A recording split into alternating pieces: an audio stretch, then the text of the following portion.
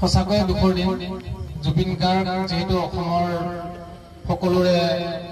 বুকুৰ মাজত থকা এজন শিল্পী তেওঁ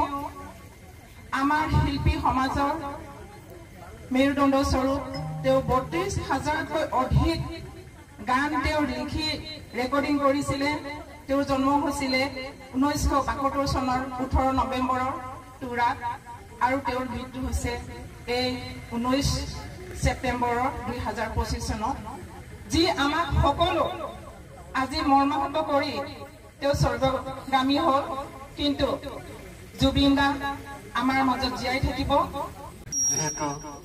যোৱাকালি আমি শুনিব পাইছোঁ যোৱাকালি আমাৰ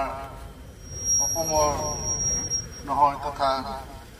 ভাৰতবৰ্ষৰ নহয় তথা বিশ্ব ব্ৰহ্মাণ্ডৰ বুলিও ক'ব লাগিব এক প্ৰকাৰ যেনেকুৱা মানুহে ভগৱানক যেনেকুৱা আঁকোৱালি লৈছে তথ্য তেখেতকো তেনেধৰণে আঁকোৱালি লৈছে সেয়েহে যোৱাকালি তেখেতে ছিংগাপুৰলৈ তেখেতে কিবা এটা প্ৰব্লেমৰ কাৰণে গৈছিলে যোৱাকালি আমি শুনিলোঁ তেখেতৰ ইহুলীলা সম্বৰণ কৰিছে যিহেতু আমি খবৰটো পালোঁ পোৱা মাত্ৰকে আমাৰো বেয়া লাগিছে কিয়নো তেখেতৰ যিটো নেকি অৱদান তেখেতে যিটো নেকি অৱদান আমাৰ অসমত ৰাখি থৈ গৈছে এইটো চিৰস্মৰণীয় হেৰাই যাব নোৱাৰে আজি আমাৰ হাৰুগা তিনিআলি অগ্ৰণীয় বড়ো সংগঠনৰ নেতৃত্বত তথা আমাৰ হাৰুগা তিনিআলি অঞ্চলৰ সকলো সন্মানীয় ৰাইজসকলে আজি একত্ৰিত হৈছে একত্ৰিত হৈ আজি আমাৰ জুবিন দাৰ তেখেতৰ যাতে তেখেতৰ আত্মাই সদ্গতি লাভ কৰে সেইবাবে আমি সকলো ৰাইজে একত্ৰিত হৈ আমি শ্ৰদ্ধাঞ্জলি জনাইছোঁ তেখেতক যাতে তেখেতৰ আত্মাই স্বৰ্গত গৈ যাতে সদ্গতি লাভ কৰে সেইবাবে আমি সকলো আমাৰ যিমান জাতি জনগোষ্ঠী চবেই মিলি আমি আজি হাৰুগা তিনিআলিত আমি শ্ৰদ্ধাঞ্জলি প্ৰগ্ৰাম কৰিছোঁ আৰু চবেই জানে জুবিন দাৰ বিষয়ে আকৌ বেছি দুখিলা ক'ব নালাগে বা ক'বও নিবিচাৰোঁ আমি যিহেতু চবেই জানে তেখেতে আমাৰ মৰমৰ হাতৰপ হয় তেখেতৰ যিখিনি গান আমাৰ মাজত বা আমাৰ সমাজত তেখেতে পৰিৱেশন কৰি গ'ল সেই গানখিনি আমাৰ নিশ্চয় আমি যেতিয়ালৈকে আমাৰ অসমত ইতিহাস থাকিব ইতিহাস থকাৰ লগে লগে তেখেতৰ গানো জীয়াই থাকিব সেয়ে আমি বিশ্বাস কৰিছোঁ আৰু সকলো ৰাইজক মই আপোনালোকৰ যোগেদি মই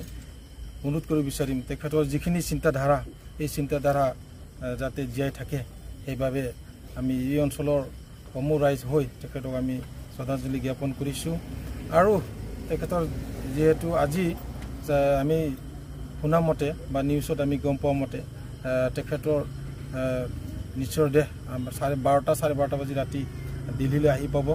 তাৰপিছত আমাৰ অসমত অনা হ'ব সেইবাবে আমি এতিয়া তেখেতক যেতিয়ালৈকে তেখেতৰ দেহৰ কিবা নশ্ৰখন যেতিয়ালৈকে আমাৰ অসমৰ মাটিত আহি নাপায় তেতিয়ালৈকে আমি এই স্থানতে থাকিম বুলি আমি ভাবিছোঁ সেয়ে মই আপোনালোকৰ ওচৰত মই এইখিনি কথাই ক'লোঁ আৰু বেছি দীঘলীয়া নকওঁ যিহেতু আজি শুভৰ দিন এই শুভৰ দিনত আৰু কি ক'ম যিহেতু চবেই জানে তেখেত আমাৰ হাতৰপ তেখেতৰ যিখিনি নিয়ম নীতি যিখিনি তেখেতৰ আশা আছিল এই সমাজৰ ওপৰত সমাজৰ কাৰণে তেখেতে কি কৰি গ'ল সেইখিনি কৰি যোৱাখিনি কামখিনি আমি তেখেতৰ ফেন হিচাপে তেখেত আমাৰ অসমৰ হাতৰপ হিচাপে তেখেতৰ যিখিনি থাকি যোৱা কামখিনি নিশ্চয় আমি পূৰণ কৰিবলৈ চেষ্টা কৰিম মই এইখিনি ক'বলৈ ধন্যবাদ